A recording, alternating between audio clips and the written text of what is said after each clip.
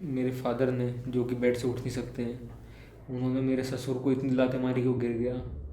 और मैंने उनकी बेटी का पहले गला दबाया और फिर उसका सर दीवार में लेके मार दिया। हम उनकी बेटी को लगातार हर दूसरे दिन पीटा करते थे कि तू अपने घर से 10 लाख रुपए ले गया दहेज के लिए।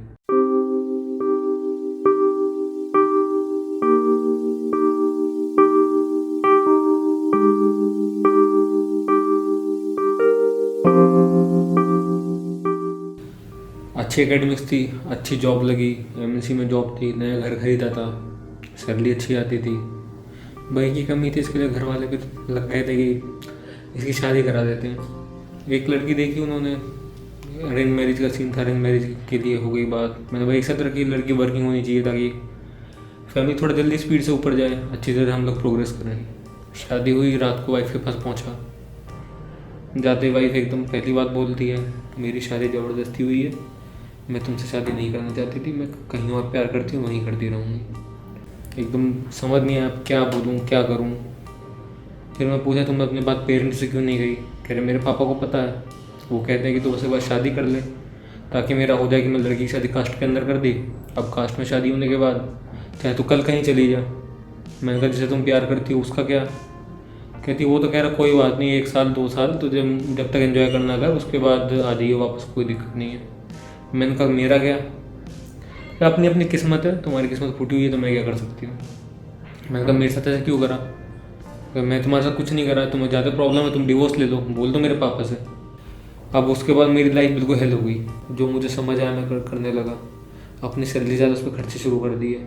अच्छे से अच्छे होटल में खिलाने की कोशिश करी, अच्छे से अच्छे गिफ्ट देने की कोशिश करी, तो उसको कोई फ़र्क नहीं। फिर जब उसको लगा कि ये शायद रिश्ता निभाने के चक्कर में और ये तलाक नहीं देगा, तो फिर ब्लैकमेलिंग शुरू हो गई। रात को ब्लेड लेकर बाथरूम के अंदर बैठ जाती थी, 4-4 घंटे बैठी रहती थी। कहती थी कि अगर या तो मेरे फादर को फ़ोन करो तो और कहो कि तलाक चाहिए, तो और वरना मैं हाथ काट लूँगी, तुम और तुम्हारे माँ बाप सब जेल के अंदर जाओगे। बीच में एक दिन आती है और घर में जितनी ज्वेलरी थी सारी ज्वेलरी ले गई। हमें लग रहा था कि माँ बाप शायद हमारे साथ ही है। जब वो ज्वेलरी वगैरह ले गई तो उन्होंने यू टर्न लिया। लड़की बोली कि अगर तुम्हें रहना है तो मेरे साथ दिल्ली आके रहो, तुम्हारे माँ बाप के साथ मैं नहीं रह सकती। मेरे माँ बाप दोनों बीमार रहते हैं, उसको पता था छोड़ के नहीं आएगा। उस टाइम मैंने ये चॉइस करी कि मैं अपने माँ बाप को ही चूज़ करता हूँ कि उनको, वो इतने बीमार रहते हैं, मुझे पता है उन्हीं की मेरी जिम्मेदारी उनके लिए बनती है। मुझे लगा अब नहीं तो कल को चीज़ें सॉर्ट आउट हो जाएंगी, उसके पेरेंट्स को समझाएंगे तो शायद लाइफ ठीक हो जाएगी।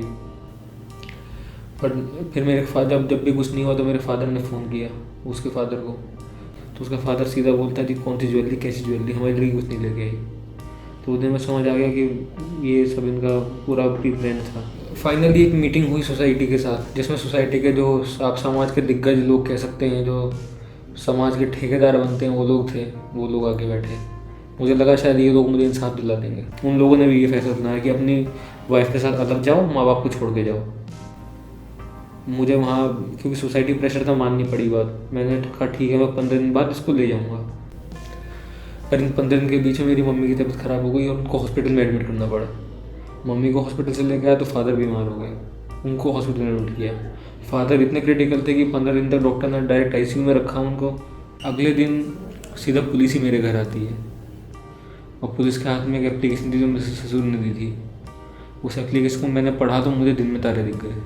उस एप्लीकेशन में लिखा था कि मेरा ससुर, मेरी वाइफ और मेरी सास, ये तीनों रात को मेरे घर वापस आए, तीनों लोग। जहाँ पे मेरे फादर ने, जो कि बेड से उठ नहीं सकते हैं, उन्होंने मेरे ससुर को इतनी लातें मारी कि वो गिर गया। और मैंने उनकी बेटी का पहले गला दबाया और फिर उसका सर दीवार में लेके मार दिया। उसके आगे तो इससे उन्होंने मेरे ऊपर 307 लगाया, अटेम्प्ट टू मर्डर।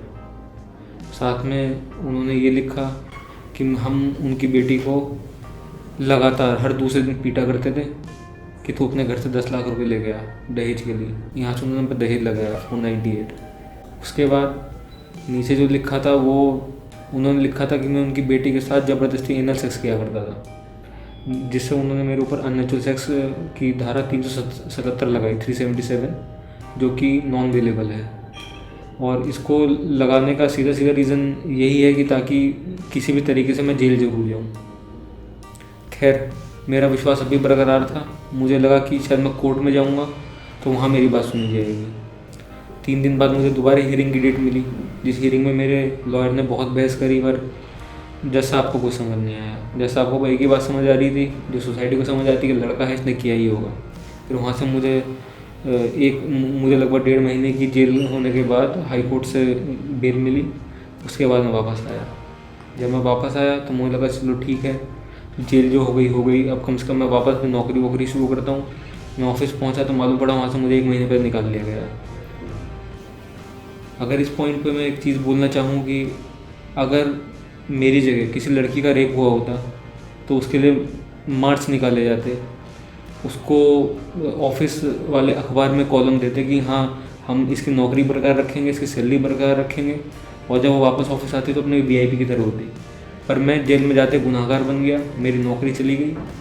इस टाइम ये हालत है कि 1 महीने बाद अगर मेरी नौकरी नहीं लगी 1 महीना और, तो मैं खाने के लिए भी पैसे कहाँ से लाऊंगा मुझे नहीं पता। उसके अलावा जो मेरे बीमार माँ बाप हैं, सारी चीज़ें वो खर्चे तो लगे हैं, साथ में कोर्ट का जो खर्चा है वो भी चलता रहता है।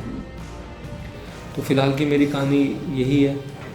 अब मैं इसे स्ट्रगल कर रहा हूँ। बीच में मौका है कि मैं सुसाइड कर लूँ, पर तभी मैं यहाँ पे इसलिए मेंशन करना चाहूँगा कि एक NGO जिसका नाम सेव इंडियन फैमिली फाउंडेशन है, SIFF, उन लोगों से मैंने कांटेक्ट किया। वो मेरा लास्ट रिजॉर्ट था कि अगर यहाँ से मुझे कुछ नहीं मिला तो मैं अगली ज़िंदगी ख़त्म कर लूँगा।